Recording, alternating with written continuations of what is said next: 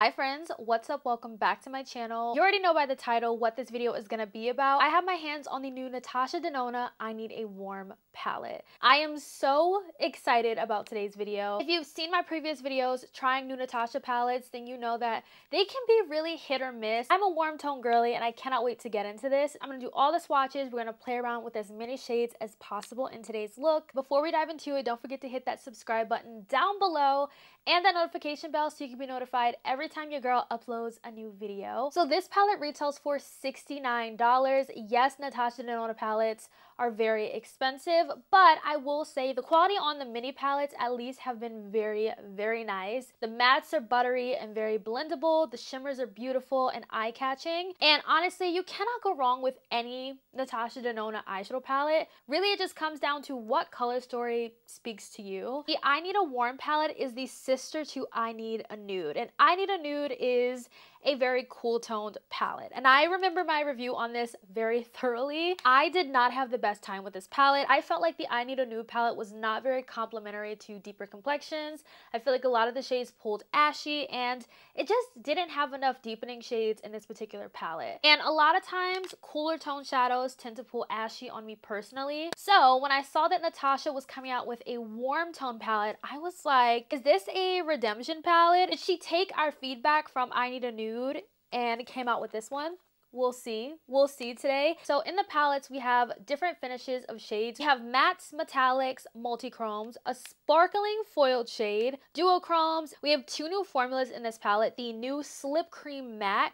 It's a fallout-free formula that acts like a powder but glides on like a cream, ensuring user-friendly application and long-lasting wear. And then we have the new Metal Gloss formula, which is a full coverage formula with its high shine foiled mirror-like finish. I will say this palette looks beautiful in person. Like, it looks like the perfect fall palette. We also have a multi-chrome in here, and the last time I believe we saw a multi-chrome in her palette was the Natasha Denona My Dream palette. And I will say, this palette from Natasha is by far my absolute favorite from her. Depth in this palette is insane. It's so good. Also, looking at this palette in person, I feel like it definitely should have gone deeper. But yeah, we will see how these shadows perform. I want to do some live swatches of this palette just so we can see how this palette performs. This one is called Soft Spot, and Soft Spot is a matte medium earthy brown. This is the shade Fancy, and Fancy is a metallic champagne shade. Mellow, and Mellow is a matte light peachy nude. Here's Phenomena, and Phenomena is a multi-chrome peach pink green. Wow.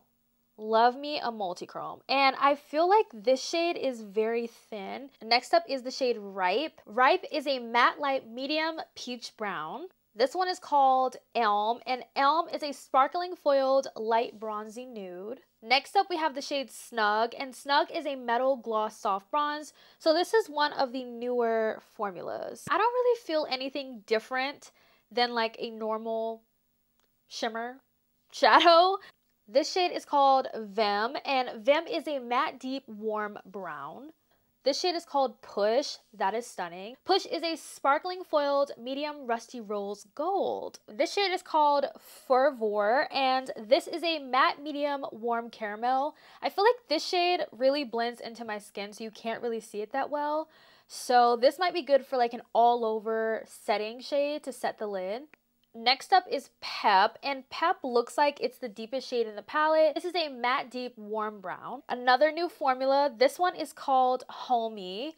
Ooh, that was pretty. So Homey is a metal gloss warm nude. All right, this one is called Hanker, and Hanker is a metallic medium dark golden brown. This one is called Dynamism, and this is a duochrome medium brown with green specks in it. The last shade in the palette is called Flashover. This one is a slip cream matte medium clay brown, and this feels so wet to the touch. It feels very silky and very smooth.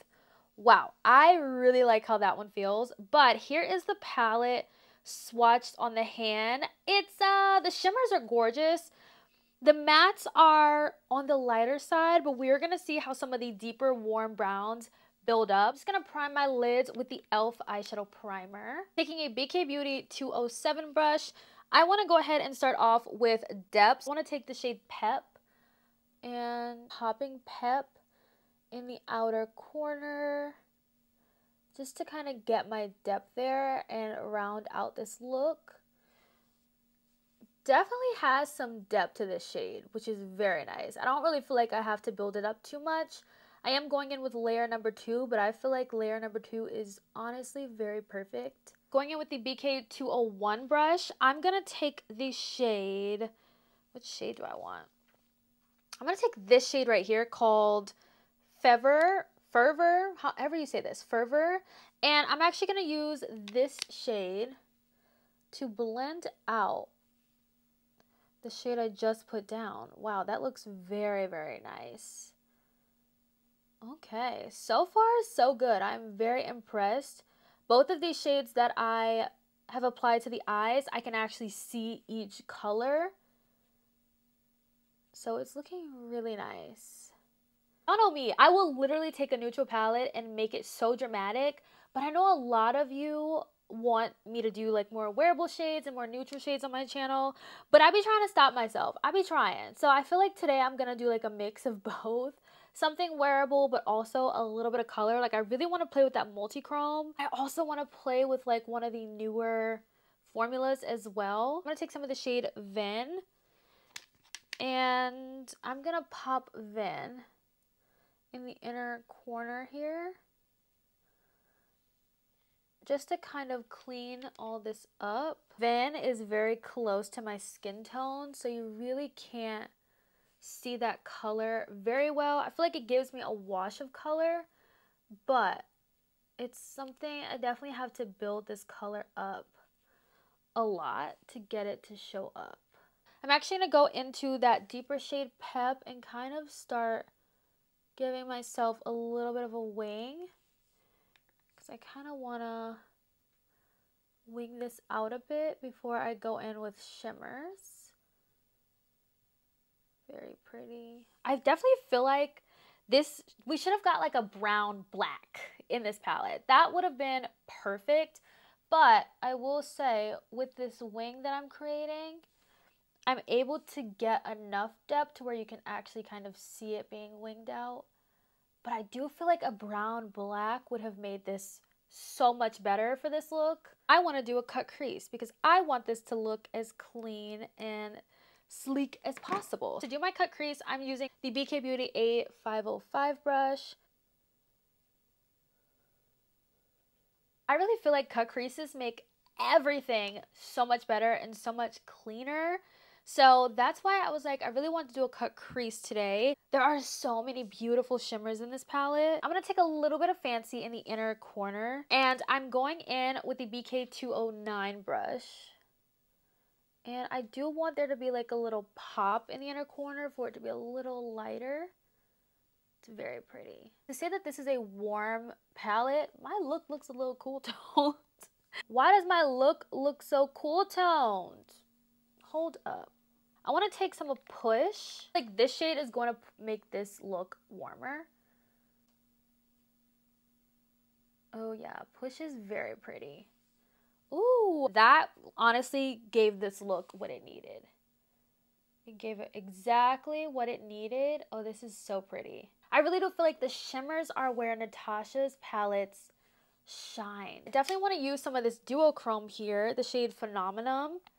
I want to see how this looks. Just right here in the outer corner. I don't know if you could tell or if you could see it on camera. Don't know if it's picking up the shift. I really want to try this new formula called Flashover. It felt very good when I swatched it. So I'm going to take the Sigma E33 brush, going into that shade Flashover. And I'm just going to add a little in the outer corner just to kind of help blend those colors together. I feel like I might want to add a little bit. It definitely picks up like a cream, but it does help to blend. Going back into Peep, and I'm adding that back in the outer corner for more dimension. Here. I'm also taking Peep on the lower lash. This is the Bling Brushes E64 brush, and I'm just going to run this shade on the lower lash line. This is definitely an everyday neutral palette. This palette really is not as warm as I thought it would be. It's definitely giving more like warm neutral-ish. Like for some of you, you might prefer that. Let's do a little inner corner highlight. I'm using the BK 201 brush for inner corner highlight. Let's take some of Elm and pop it in the inner corner. Very pretty. So the look is all complete. It's actually very pretty. Now that I have mascara on, a little bit of liner in the waterline, I really like this look. Is this something I feel like you need to spend literally $70 on? No, I do not think so. The Natasha Denona formula is really good, but I just feel like none of the palettes that she's been launching comes close to this one. This one right here was, I think, the last palette that Natasha did that really made me go, wow. Wow, wow, wow. You know, like this is the My Dream palette, and honestly, I know you might be looking at this and you're kind of like, girl, that is too purple, too pink. Yes, I get it. But this is one of the palettes in Natasha's line that really offers depth and variety. There's so many different shades. You will be able to create so many different looks. There's a black in here. It goes very deep, and I love this palette so much. I really, really do. Back to this palette, I really feel like if you tried the I Need a Nude and you felt like it just was not it was not gonna work for you, you might have a better time with this palette. Do I think it's as inclusive as it can be? No, I don't.